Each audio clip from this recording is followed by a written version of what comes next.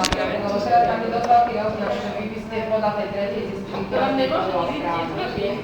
Len hovorím, časovo to nestíhate, lebo nemôžete zahrať, to proste nejde. To by sme potrebovali ešte jednu hodinu na to, ktorú nemám. Paráda.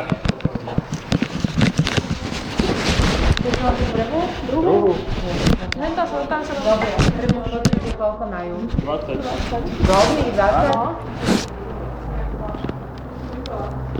Môže tu každý titruje ten istý roztok pomaly, tým istým roztokom, aký spotrebu od jedného kraja po druhý.